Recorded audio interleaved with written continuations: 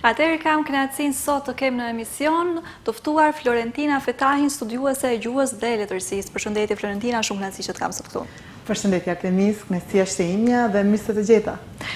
Le të këshërtojmë disa gjëra së bashku, ndikon kultura në mënyrën si mendojmë, identiteti jonë në këtë globalizëm, po ashtu edhe mënyra se si po e përdorim gjuhën, pasi vetë se dhe je studiuese e gjuhës dhe letërsisë. Le të fillojmë pak se a jemi ne produkt i kulturës son, apo e ndërtojmë vetë mënyrën qoftë të mendimit apo dhe karakterin? Po tash këtu duhet të ketë një kombinim, pa tjetër, sepse nuk mund të themi se ndërtojmë vetëm ne, sepse realisht ne jemi produkt i asaj se nga vim, me çka ushqehemi çdo ditë, edhe ambientin apo rrethanat me të cilat rritemi dhe zhvillohemi njëkohësisht. Dhe besoj se njerëzit e dinë të gjithë se ashtu në atë mënyrën se si rritemi me atë frymë me të cilën ushqehemi, realisht edhe ashtu krijohemi. Mirë, po kjo nuk do të thotë se rezultati i asaj se çka jemi ne ngel aty. Realisht unë e besoj se njeriu mund të ndërtoj edhe rindërtoj madje veten nëse është e nevojshme, me që e marrim bazën aty se si jemi rrit dhe pastaj shtojmë nga ajo se çka ne me vullnetin tonë në mënyrë individuale ushqejmë vetëm. Nëse duam të kulturohemi pak më ndryshe, të marrim një kulturë më ndryshe, e bëjmë vetë edhe gjithashtu. Jemi të vetëdijshëm në përgjithësi se sa ka kultura në ndikim në jetën tonë të përditshme? Po, realisht, besoj se njerëzit edhe në pavedije nuk e kuptojnë edhe se sa realisht ndikon, edhe ajo se sa bëjmë scroll në telefon, vazhdimisht. Po, me kërrim, me çka ushqehemi, ku jetojmë, do me thënë punën që e bëjmë, harrojmë që edhe punën që e bëjmë, edhe ajo ndikon realisht në mënyrën se si ushqehemi me kulturë po ashtu. Njerëz nga kultura të ndryshme perceptojnë realitetin ndryshe nga ne, le të themi, ndryshe ne me kulturën tonë, ndryshe dikush i rritur në një kulturë tjetër, formosohen mendime të ndryshme, perceptojnë realitetet të ndryshme. Po, e vërteta është se perceptojnë realitetet të ndryshme nga kultura të ndryshme, mirë po fatmirësisht me efektin e globalizmit, ana e mirë të paktën e kësaj gjëje është se mund të ushqehemi edhe ne nga kultura të ndryshme njëkohësisht. Realisht mund të marrim pika të forta të kulturave të tjera dhe t'i shkrim të kultura jonë. Jo ta humbim identitetin tonë, por të shtojmë, të plotësojmë nga ajo se çka e shohim se është e bukur për të shtuar edhe te ne. Po si ta ruajmë, sepse përmendet tashmë globalizmin, të ndërlidhem pak edhe tek pjesa e identitetit, si të ruajmë identitetin ton tashmë dhe kulturën, ose pikat e mira të kulturës, se ta quajmë kështu, në këtë globalizëm? Kisha thënë, mënyra se si ta ruajmë do ishte që vazhdimisht të kujtojmë se nga jemi, edhe se për momentin gjithashtu se ku jemi dhe ku duam të shkojmë, kjo pyetja filozofike. Mirë po, diçka e bukur që mund ta bëj një individ të ruaj rrënjët e tij, është se të ndërlidhet me atë se çka e bashkon me njerëzit e tjerë. Është gjuha që na bashkon me të tjerat. Po ashtu janë edhe veset apo zakonet me të cilat jemi mësuar, jo vetëm me kulturën tonë shqiptare, po në Ballkan në përgjithësi. Plus që ka plot që edhe ngjasojnë me njëra tjetrën. Po, realisht janë shumë të ngjashme mënyrën se si e shohim botën ne në përgjithësi njerëzit që jetojmë në Ballkan, jo vetëm në Maqedoni, por ka edhe pika të tjera, për shembull që përderisa marrim diçka nga të huajt ose nga kulturat e huaja, nëse kthehemi edhe pak edhe në folklor, edhe në mënyrën se si në shtëpi janë edukuar edhe gjeneratat paraprake, mundet njëkohësisht të marrim elemente të bukura edhe prej tyre e t'i trashëgojmë edhe ne. Për shembull, një shembull që më kujtua pak më herët mbi këtë çështje është se ka shumë tradita në familje që ne i shohim si të stërvjetra dhe nuk i mbajmë më. Por në momentin që fillojmë dhe ne krijojmë përgjithësi njerëzit familjet tona të reja, duam t'i ringjallim ato traditat e vjetra. Pse ndodh kjo? Sepse na kujton në vatrën e ngrohtë familjare dhe shtëpiake. Andaj edhe duam që t'i rindezim ato momentet e bukura që i kemi përjetuar ne në të kaluarën si fëmijë. Dhe kështu duam t'u lëm trashëgiminë dhe fëmijëve. Vjen kjo instinktivisht apo? Besoj se po, vjen pak edhe si aspekti instinktiv, mirë po edhe realisht gjithçka krijohet për hir të dashurisë. Edhe ne me që kemi pasur kujtime shumë të bukura familjare, duam gjatë atë lloj dashurie familjare ta vazhdojmë gjithashtu te brezi tjetër. Dhe shumë e bukur është kjo. Ndoshta edhe disa nga gjërat që jemi rritur me to, ose kur vije puna ballafaqimet me kulturat e tjera ose gërshëtimi me kulturat e tjera, qoftë në raste të mira apo jo dhe aq të mira. Ndodhen ndonjë moment ashtu kur e kuptojmë që ose reflektojmë me veten që pse unë mendoj kështu, ose pse kam këtë mendim këtë bindje, është vetëm nga fakti pse jam rritur kështu. Jo gjithçka që, domethënë, jo pse unë mendoj vërtet, ose pse unë dua, ose pse nuk mundem të mendoj ndryshe, por vijes normal si rrjedhoj e rritjes time në atë rrethanave, po. E vërteta është se po, mund të ndodhë kjo për shembull nëse rrim vazhdimisht në të njëjtin vend. Nëse unë ende rri me shoqërinë me cilën kam qenë në fillore, ose rri në të njëjtin qytet, rri në të njëjtin vend, jetoj një shtëpi larg prindërve të mi. E kupton se çfarë dua të them?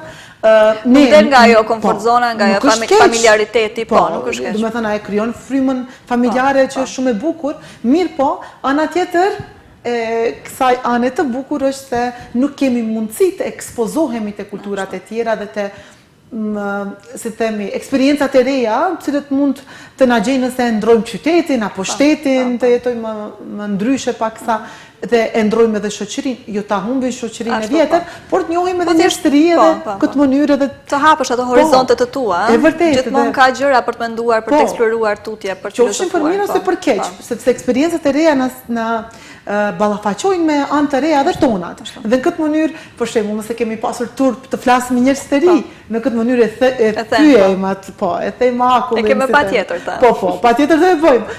Ndonjëherë edhe puna na ekspozon në gjëra të reja, por edhe nëse një punë kemi që 30 vite dhe nuk e ndrojmë asesi, është pak e vështirë pastaj të njohim një anë tonë të re në punë të re. Ndoshta më shumë të bën dëm në një farë forme se sa më të sfidon ose të ballafaqon me gjëra të reja ose të hap ato potencialin tënd më të madh apo më të mirë që mund të kesh. Po, unë besoj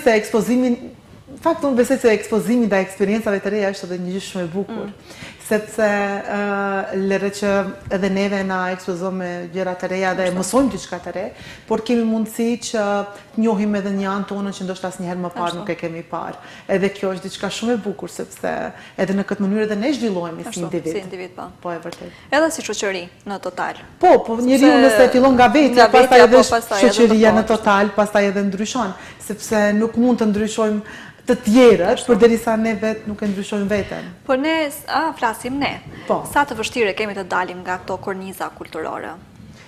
Shumë të vështirë, si në përgjithësi. Se shpesh edhe kur ikim ndoshta në vende të tjera, kemi tendencë të kërkojmë ato që është më familjare për ne. Po kjo ndodh edhe me migrimet që ndodhen edhe jashtë Maqedonisë. Ka shumë njerëz që nuk integrohen në kulturat evropiane të ndryshme, që edhe kjo e ka anën e mirë me që e ruan gjuhën dhe kulturën shqiptare kudo që shkon, paktën kjo gjë është diçka shumë e bukur, por anën tjetër është se nuk njohim anët e vendit në të cilin jetojmë. Që mund t'i bësh të dyja, mund të ruash ato tuat, mund të ruash, patjetër edhe të shoqërosh. Një gërshetim do ishte, kisha thënë, gjëja më perfekte që mund të ndodhë, sepse të mbajmë kulturën dhe identitetin tonë, të mbajmë gjuhën në shtëpi, të mbajmë gjithçka e cila është e bukur e anës tonë si shqiptar, por edhe të pasurojmë me kulturat, me traditat, me intereset e qytetit në të cilin jetojmë, vendin e ri në të cilin jetojmë, do ishte shumë e bukur. Edhe tashti edhe përderisa jetojmë në Maqedoni, asgjë nuk na ndalon që të njohim edhe kultura të reja, ka një kohë, për shembull, që më intereson kultura japoneze. Kjo nuk do thotë që do shkoj në Japoni, por thjesht fakti që dua të njoh anët e bukura të asaj kulture. Bota ka shumë për të ofruar. Po, realisht varet nga ne se ne sa jemi të zot për të shfrytzuar të mirat e kësaj bote. Epoka digitalizimi na ka sjellur gjithëve më pranë njëri tjetrit, më shumë mundësi, edhe nëse nuk e mundësi të udhëtosh, paktën mund të eksplorosh përmes teknologjisë. Po, kjo është realisht një nga anët më të bukura të cilët na i ofron teknologjia dhe na bashkon me njerëzit e tjerë, kisha thënë. Po përmendëm edhe më herët që kemi ngjashmëri me kulturat e tjera, mund të kemi edhe shpeshherë diferenca shumë të mëdha. Gjithsesi në këtë epokë globalizimit, sidomos gjeneratat e reja, kanë filluar të bëhen më të ngjashëm me njëri tjetrin. Po, për shkak besoj unë se kanë filluar edhe ta humbin atë sensin e imja, e jotja, ajo ideja. Është e jona. Po është e jona, që është shumë e bukur, nga unë dhe ti kalojmë në ne. Kjo do të thotë që bëhet një lloj hapi drejt bashkëvllazërisë në nivel global. Dhe është diçka shumë e bukur se në këtë mënyrë edhe ato elementet vetjake ose kjo është e imja, vetëm e imja, largohen. Mirë, po kjo është mirë të shihet edhe nga një prizëm pak më i largët, sepse edhe ideja që të largohemi nga rënja, që gjithçka e keqe, gjithçka imja nuk është e hajrit, nuk është mendim i mirë. Realisht nuk është. Dhe nuk është e vërtet, sepse. Po, domethënë, unë e shoh dhe largimin nga gjuha, nga të shprehurit, fillojnë dhe flasin vetëm në gjuhë angleze, për shembull njerëzit, që bëhet një lloj varfërimi i gjuhës në përgjithësi dhe varfërimi i komunikimit gjithashtu. Kjo pastaj dërgon deri te varfërimi i mendimit.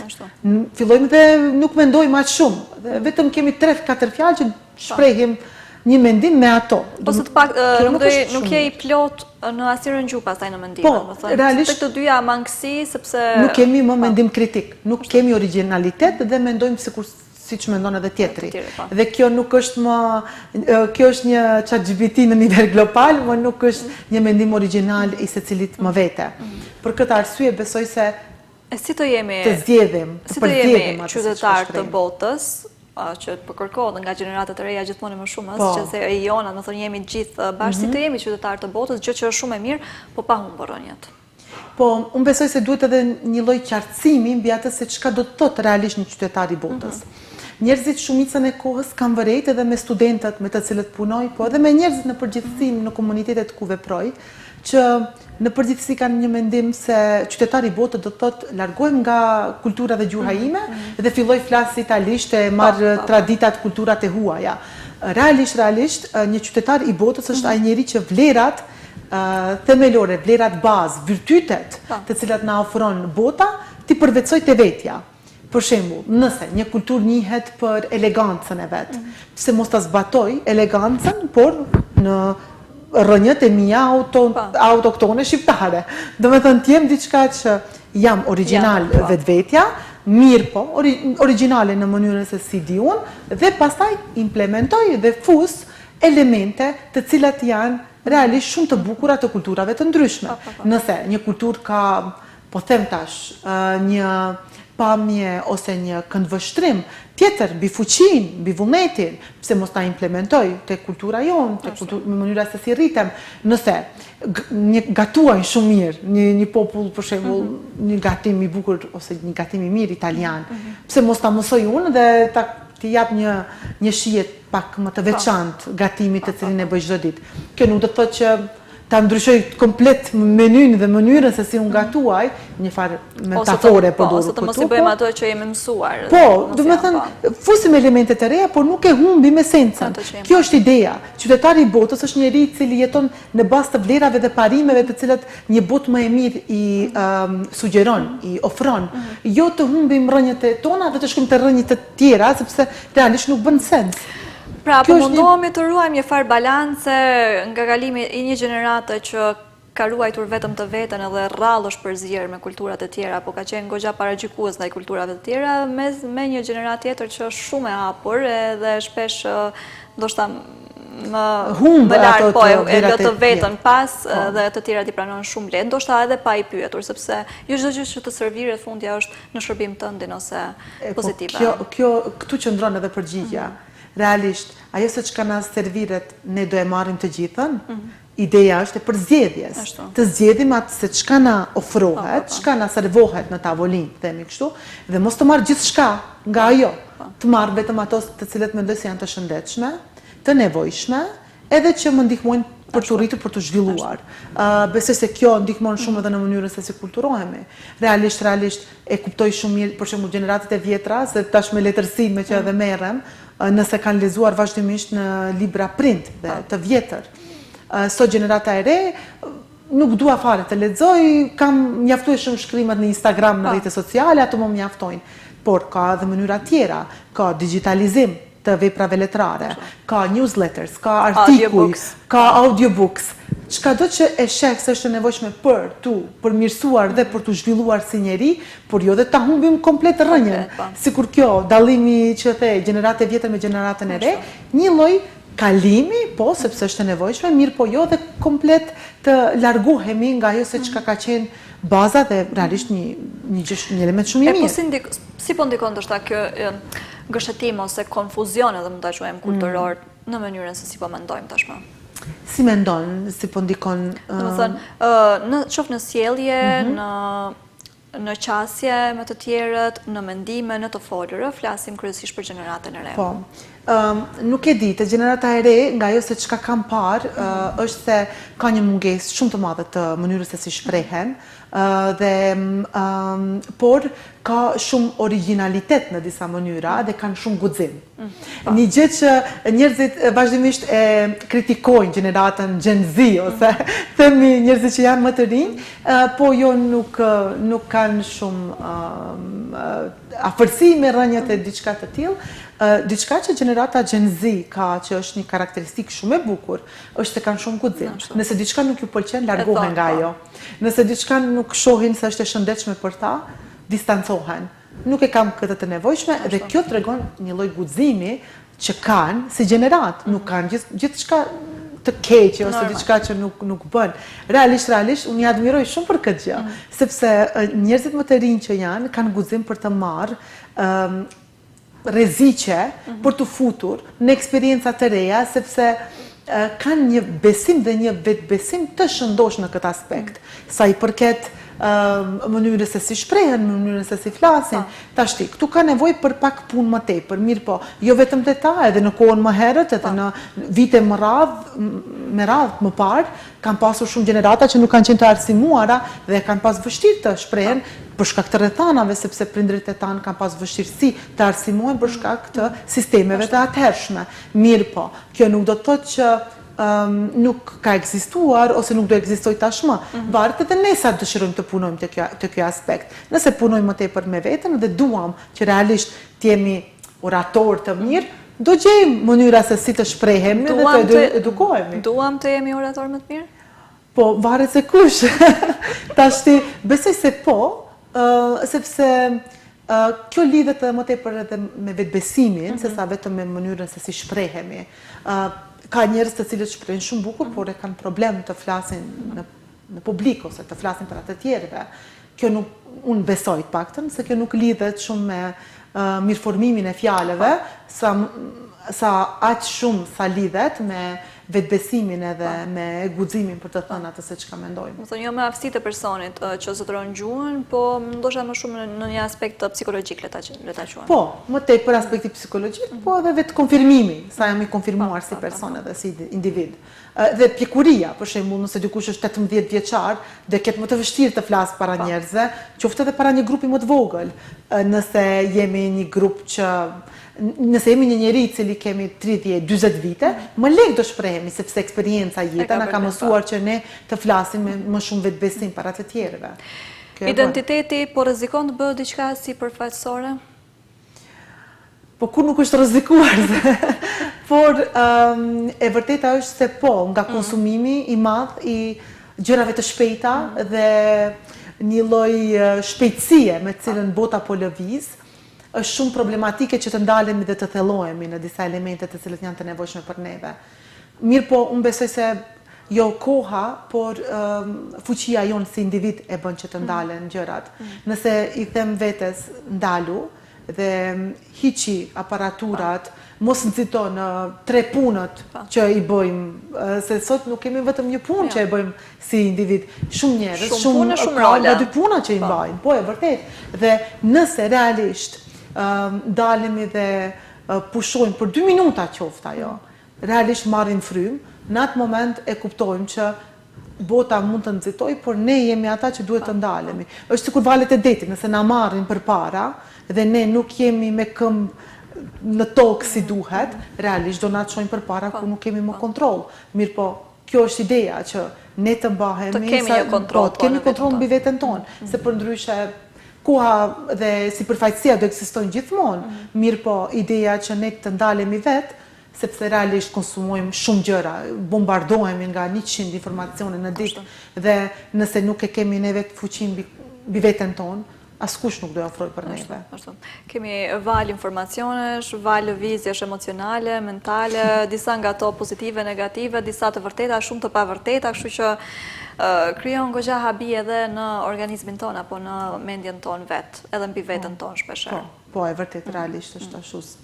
Domethënë ky është realiteti të cilin jetojmë.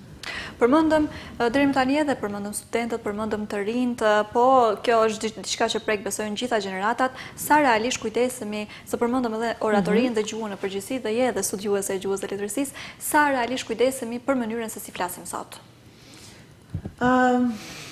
Tashti një gjë e mirë që mund të them këtu është se mundohemi të jemi sa më origjinal të mundshëm.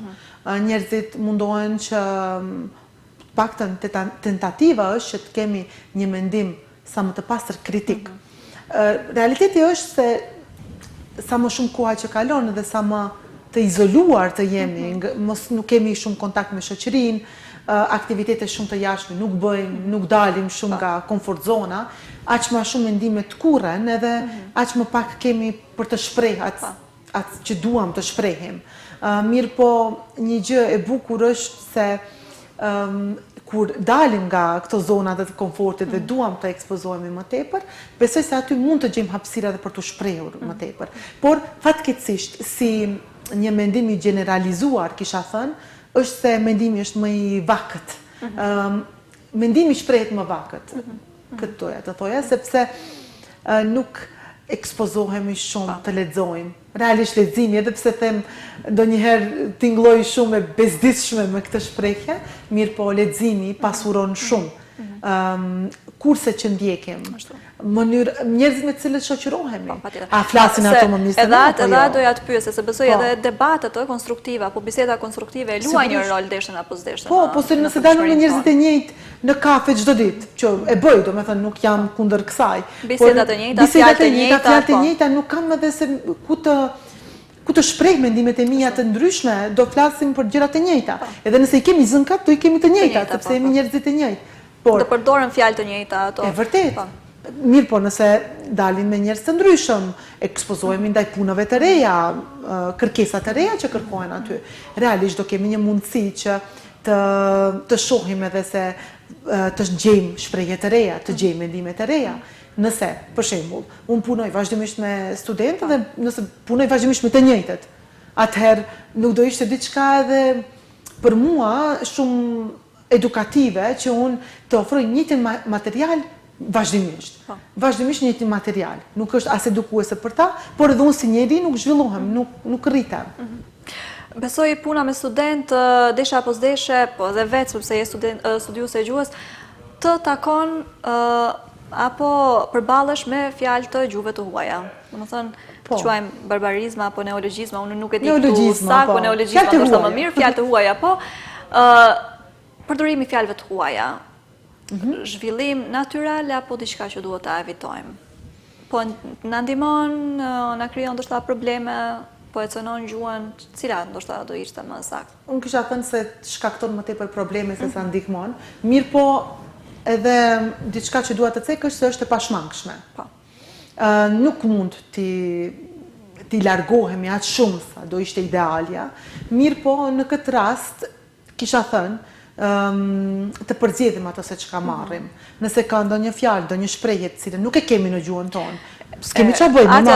Edhe më duhet ashtu, edhe doja ta thoja që kemi edhe mungesë në gjuhën shqipe, sidomos për gjërat e reja që dalin apo këto terme të reja, kemi edhe mungesë dhe shpeshherë ndoshta edhe deshëm apo s'deshëm duhet të përdorim një. Disa që janë terme të reja, të cilët janë futur tash edhe në gjuhën angleze, ndoshta sepse ajo është gjuha me të cilën më tepër kemi kontakt përmes telefonave dhe teknologjisë, po, është vërtet se ka fjalë aty që nuk i kemi ndoshta në gjuhën shqipe. Mirë po, unë mendoj se shpesh herë as nuk e dim se cilët fjalë ka në fjalor gjua shqipe dhe po, shumë po. njerëz marrin se më e lehtë është më konsumuese dhe e marrim atë që e kemi më prezente. Po, fiks, e kemi përditë, domethënë, përballesh me të më shpesh sesa përballesh ndoshta me këto që i kemi në gjuhën shqipe, sepse siç e thënë kemi shumë fjalë që ndoshta nuk e dim as që ekzistojnë, se kemi dëgjuar asnjëherë. Nuk i shohim, nuk i lexojmë dhe ka shumë njerëz që fjalët e reja të gjuhës shqipe i marrin nga Ismail Kadareja, sepse tjetër kund nuk shohin një ekspozim të tillë ose një njohje e këtyre fjalëve. Mirë, po kjo nuk e bën që të mos ekzistojnë. Ato janë aty. Thjesht nevojitet një kultivim i një virtyti të cilin ne në përgjithësi nuk është se e duam shumë, që është hetimi. Të hetoj materialet e reja, si thonë në anglisht research. Nuk është research, është hetim. Andaj, hetimi si virtyt është realisht diçka që duhet ta kemi më shumë prezente edhe në jetën tonë. Nëse hetojmë fjalë të reja, fjalorin të hapim një herë ca kohë, realisht ajo ndihmon shumë edhe në edukimin tonë. Jo, presim që në shkollë të bëhet kjo. Nuk është e vërtet, realisht unë besoj se mund ta bëjmë vetë. Thjesht, sigurisht me ndihmën e tutorëve, mësuesve të cilët mund t'i kemi pranë, mirë po, ne duhet kemi interes që të mësojmë mbi këto gjëra.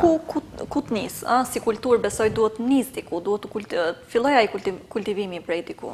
Po tash ajo fare, domethënë, jo gjithë secili kemi interes ose dim të paktën që ku, pse, si apo mundemi, s'mundemi, ndoshta diku duhet të jetë një zanafile e gjithë kësaj. E para është kurreshtja. Që na bëhet si ves.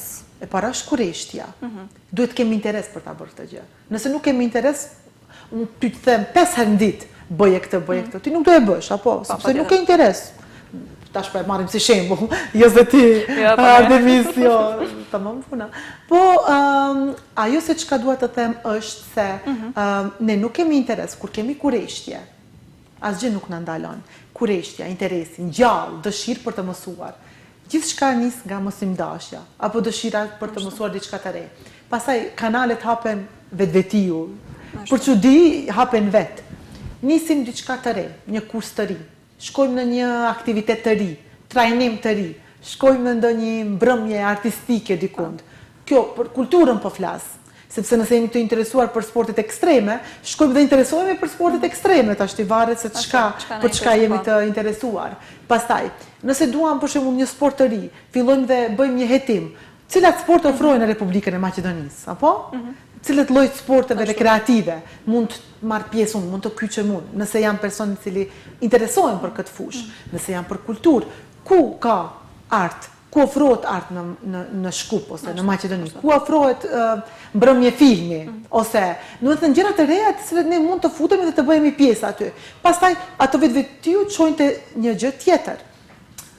Nisim dhe lexojmë për artikuj, nisim dhe lexojmë diçka të lehtë, jo të rëndë. Askush nuk thot të marrim Dostojevskin që ditën e parë. Mirë po, marrim lexojmë diçka të bukur, të këndshme, të thjeshtë. Edhe brenda veprimtarisë së Ismail Kadares ka poema dhe elemente të shkurtra. Nuk do me thënë që duhet të ekspozohemi direkt në gjëra të cilët janë të rënda. Fillojmë gjëra të këndshme, sikurse edhe në letërsi, siç themi vazhdimisht në studime. Fillojmë me gjëra të këndshme dhe të lehta dhe kështu të bukura që na duken. Pastaj vazhdojmë me gjërat e vështira.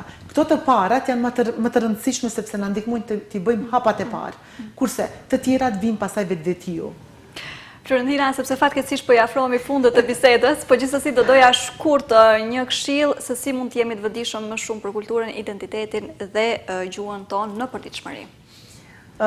Këtë që e thash edhe në fund mund të ndërlidhet me këtë.